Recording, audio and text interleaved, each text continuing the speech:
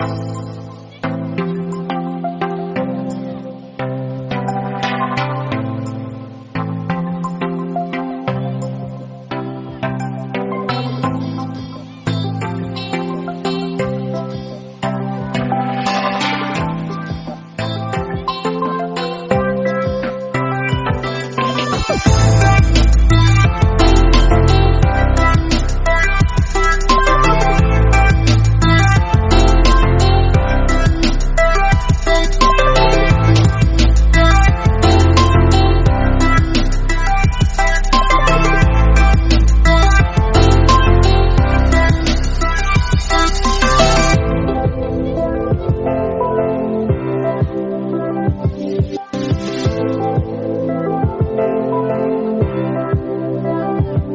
है कि भाई दो बच्चे, दो गर्ल चाइल्ड, फीमेल चाइल्ड को जो है यहाँ पर 18 वर्ष के बाद में जो फॉस्टर घरों से या अनाथालयों से जो आ रहे हैं बच्चे, उनको यहाँ पर हम अडॉप्ट करेंगे मतलब उनके रहने की, उनकी पढ़ाई की पूरी व्यवस्था 3 साल तक, जब तक वो पढ़ाई पूरी नहीं कर लेते हैं, जो भी वो कोर्स लेंगे वो संस्था उनकी करेगी।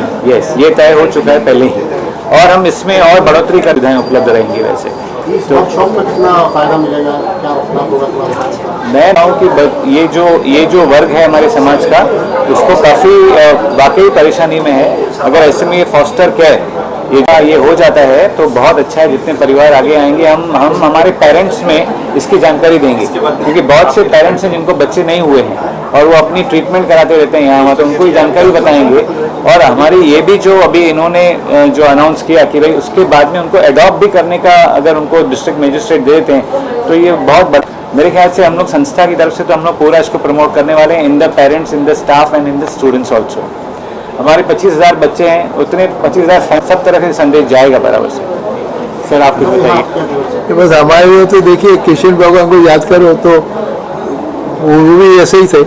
उनको पेरेंट्स जो थे बाहर के थे, उनके तो पेरेंट्स जेल में थे, तो हमारे को तो वो संस्कार है, हम लोग करेंगे, अच्छी तरह से करेंगे, संस्था भी करेगी। यस सर कह रहे हैं ईश्वरीय कार्य है, इसमें हमारा पूरा सहयोग रहेगा, नो डाउट अबाउट इट। उद्देश आहे, कारण कुटुंबात जे मुलांना एक सुरक्षित वातावरण मिळतं, त्या सुरक्षित वातावरणाची आणि भावनिक विकासासाठी ज्या गरजा असतात त्या फक्त आणि फक्त कुटुंबात पूर्ण होतात, आणि त्याच्यासाठी ही चळवळ आहे। ॲडवायझरी कमिटी म्हणून मी काम करते, मी वृषाली देशपांडे नागपूरची आहे, आणि ह्या चळवळीशी म्हणजे एकूणच चाइल्ड राईट्स चळवळीशी गेली 30 वर्ष जोडलेली आहे, आणि ते काम असं वाटतं तरीही अजून संपतच नाही आहे। तर मुलांसाठी करण्यासारखं खूप आहे। समाजातल्या प्रत्येक नागरिकांनी सगळ्या मुलांच्या प्रती संवेदनशील राहावं, एवढीच माझी नम्र विनंती किंवा प्रार्थना। मॅडम आहे की भारतामध्ये एकंदरच जे अनाथ मुलं आहेत त्यांना स्वनाथ या संकल्पनेकडे, म्हणजे त्यांच्या माध्यमातून त्यांच्या हितांचं संरक्षण करून त्यांना एक चांगला नागरिक, उत्तम नागरिक घडवण्याचं कार्य स्वनाथ फाउंडेशन करत आहे। या स्वनाथ फाउंडेशनचं मुख्य प्रिन्सिपल असं आहे, मुख्य तत्व असं आहे की अनाथ असलेल्या मुलाला, ज्याला आईवडील नाही, ज्याला पालक नाही, त्यांना एक चांगलं उत्तम कुटुंब मिळवून द्यायचं।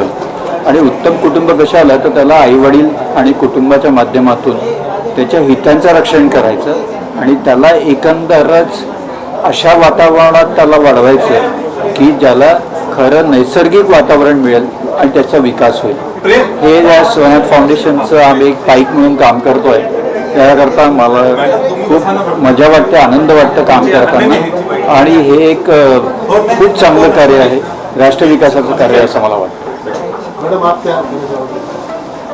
प्रतिपालकत्व, फॉस्टर केअरची ही जी चळवळ सुरू झालेली आहे, ही मुलांच्या म्हणजे आम्ही जे म्हणतो in the interest of the child, आपल्या महाराष्ट्राचा जर विचार केला तर असंख्य मुलं जी अशी आहेत जी घरापासून लांब आहेत, जी संस्थांमध्ये वाढतात, तर संस्था हे काही मुलांच्या समस्येचं उत्तर नाही आहे, किंवा संस्थांमध्ये द चाइल्ड नावाची संस्था आहे, त्याच्याबरोबर गेले 30-35 वर्ष काम करते। आमचं कामच स्वनाथशी कसं जोडलेलं ते सांगते की आमचं देखील काम हेच आहे की मुलं संस्थेमध्ये जाता कामा नयेत, आणि जितकी शक्य तितकी कुटुंबामध्येच ती राहिली पाहिजेत।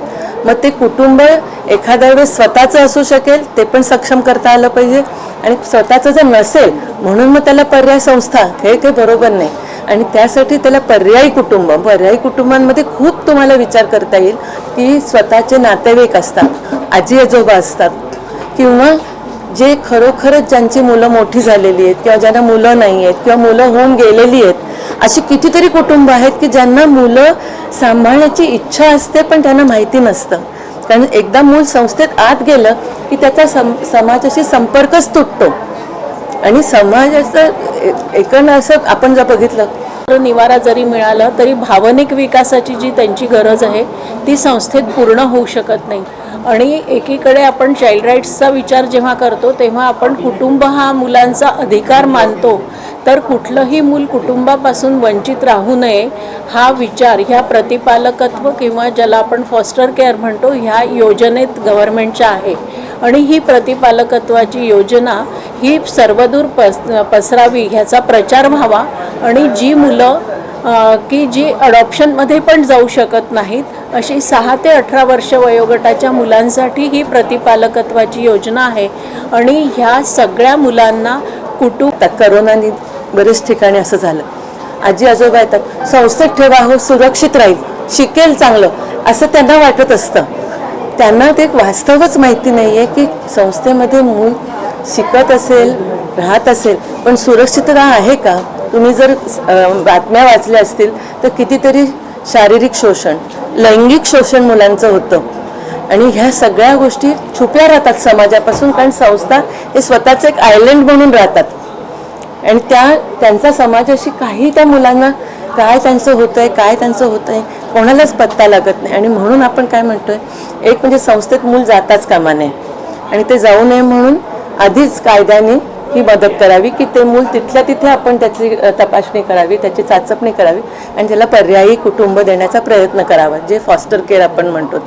किंवा जर संस्थेमध्ये गेलं म्हणून आता गेलं चला विसरून जा असं नाही, तिथे देखील आपण त्या मुलांची परत परत तपासणी केली पाहिजे की खरोखरच या मुलांना पर्यायी आपण कुटुंब देऊ शकतो का. आणि अशी कित्येक मुलं आहेत की ज्यांना आपण डेफिनेटली पर्यायी कुटुंब देऊ शकतो की जेणेकरून एक समाजाचा भाग म्हणून जे वाढायला पाहिजे ते मूल वाटतं. कारण त्याला आपला काही समाजाशी संबंध आहे असं त्याला वाटतच नाही. जे संस्थेमध्ये वाढतं जेव्हा ते जर कुटुंबात वाढलं तर त्याचं महत्त्वाचं की जे आपण एक रूटेडनेस आपण जो म्हणतो की एक मी ह्या समाजाचा एक अविभाज्य भाग आहे, हे जे फिलिंग आहे ते केवळ कुटुंबात वाढल्यामुळे त्या मुलामध्ये येऊ शकतं. आणि कुटुंबातून जी एक वेगळ्या प्रकारची आयडेंटिटी मिळते मुलांना, ती आयडेंटिटी संस्थेमधून मिळत नाही. मुलांना लाज वाटते म्हणायला की मी संस्थेमध्ये वाढलो, पण मी ह्या कुटुंबात वाढलो असं म्हणताना जे एक अभिमान आणि एक माझी स्वजाणीव निर्माण होते, त्या स्वजाणीवेसाठी सगळ्यांनी आपण पुढे आलं पाहिजे आणि जितकं शक्य तितकं मुलांना घर देण्यासाठी प्रयत्न केले पाहिजेत. आणि तीच ही चळवळ आहे आणि त्याच चळवळीचा आम्ही एक सगळे भाग आहोत. भारत सरकार ने दिया हुआ, तो ये वर्कशॉप का आयोजन इसीलिए है कि हम हमारे जैसे और लोगों को हमारे साथ जोड़ रहे हैं. और जो महाराष्ट्र में जितने भी डिस्ट्रिक्ट्स हैं उस डिस्ट्रिक्ट में ये सारे संयोजक काम करेंगे. बहुत सारे बच्चों को हमारी ज़रूरत है, तो उनको माता पिता ढूंढने के लिए जो संयोजक हमने एक साथ लाए हैं, तो उनकी ये 2 दिन की ट्रेनिंग की वर्कशॉप. संयोजक पूरे महाराष्ट्र से आए हैं. अदिति जी तो अभी जस्ट ज्वाइन हुए हैं वो एज ए मिनिस्टर, बट मैंने इतना क्विक मिनिस्टर अब तक देखा नहीं है कि उन्होंने बस पिछले हफ्ते ही बात सुनी, इस हफ्ते वो आ भी गए और उन्होंने प्रस्ताव भी दिया है कि जल्द से जल्द आप आइए, आपको क्या क्या सहायता चाहिए हम देने को तैयार हैं. तो धन्यवाद अदिति जी का. कैसे किया है क्या प्लानिंग है, आज पहला दिन उद्घाटन है. वर्कशॉप का आयोजन सर हिंदी में ही बताना है क्या? ठीक है. सबसे पहले नमस्ते. स्वनाथ फाउंडेशन का काम है कि अनाथ बच्चों के लिए परिवार देना, जो बच्चे अडॉप्शन में नहीं जाते उनके लिए धन्यवाद, क्योंकि 2 अनाथ बच्चों का वो पूरा एजुकेशन, रहना, ग्रेजुएशन तक सब कर रहे हैं. अगर ऐसे ही कुछ इंस्टीट्यूट्स आगे आते हैं तो इन बच्चों का सच में बहुत भला होगा.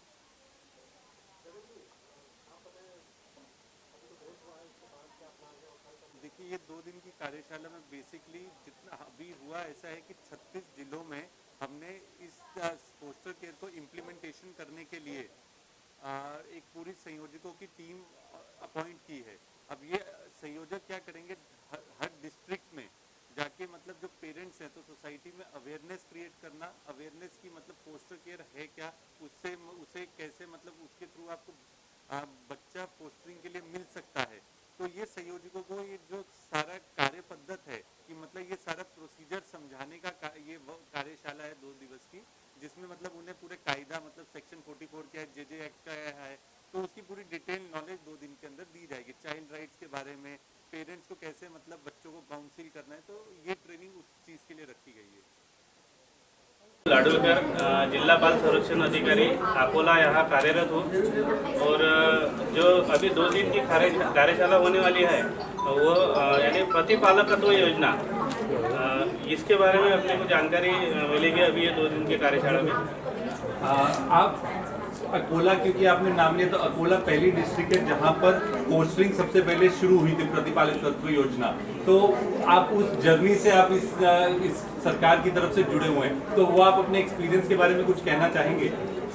अकोला जिला में जो पहली बार हमने प्रतिपालकत्व योजना शुरू की है, तो हमने स्टार्ट में एक यानी ऐसा प्रोजेक्ट किया था कि जो अकोला के व्यापारी वर्ग है वो व्यापारी वर्ग की जो लोग व्यापारी वर्ग की मीटिंग ली थी और वो मीटिंग में हमने जो वो सबको बताई थी कि ये प्रतिपालकत्व योजना जो है ये बालगृह में के यानी जो CNCP child need care and protection जो के बच्चे जो रहते हैं वो बच्चे और 6 से 18 साल तक के बच्चे उनको हम प्रतिपालकत्व के लिए दे सकते हैं फैमिली में। अभी आप ये बताइए, अभी जैसे स्वनाथ फाउंडेशन करके एक NGO फॉर्म हुआ है जो जिन्होंने गवर्नमेंट के साथ MOU करके ये प्रतिपालित तत्व योजना का अवेयरनेस पूरे महाराष्ट्र में कर रहा है। ऐसी संस्थाओं के बारे में आप क्या कहना चाहेंगे कि मतलब क्या इनकी इन संस्थाओं की मदद से ये प्रतिपालित तत्व योजना पूर्ण राज्य में इम्प्लीमेंट हो सकता है क्या?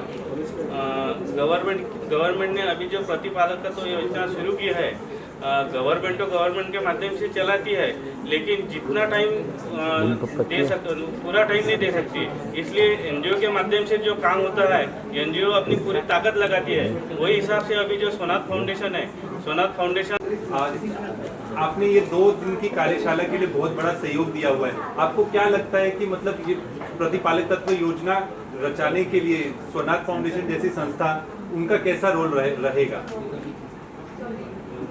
मेरे ध्यान में तो ऐसी और कोई संस्था नहीं है भारत में जो इस फोस्टर केयर को आगे बढ़ाने के लिए काम कर रही है। यह एक बहुत ही विशेष कार्य है और श्रेया जी के जब मन में आया कि इस तरह का कार्य करना है, तो हमारे इंस्टीट्यूट ने, Vivekanand education society, institute of management studies, इन्होंने सोचा कि यह एक बहुत ही महत्वपूर्ण कार्य है और इसमें सहयोगी बनना चाहिए।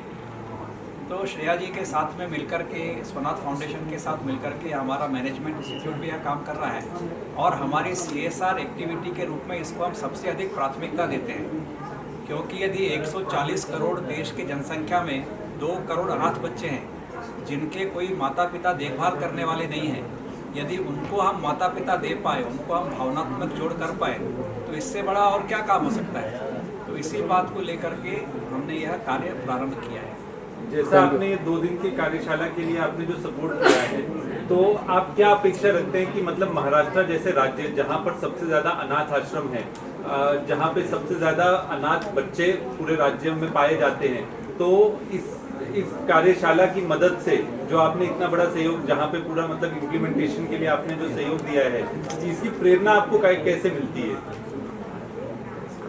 क्या है, इस क्षेत्र में काम करने के लिए अभी इग्नोरेंस बहुत ज़्यादा है।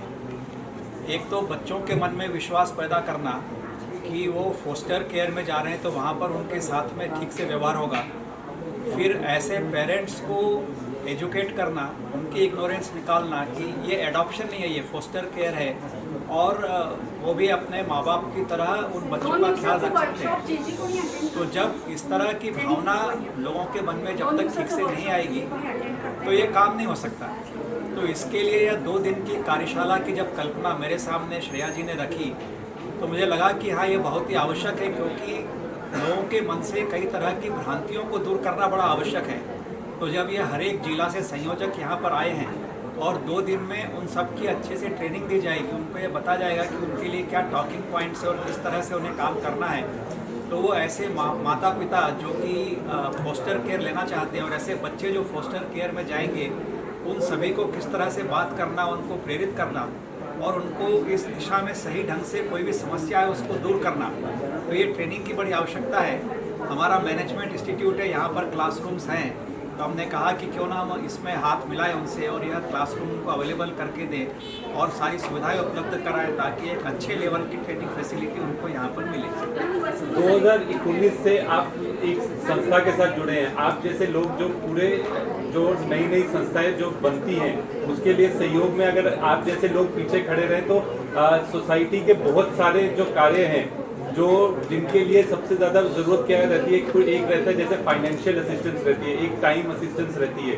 तो आप जैसी संस्थाएं अगर ऐसे मदद करते रहें तो सोसाइटी में बहुत जल्दी एक बहुत बड़ा चेंज दिखेगा। धन्यवाद।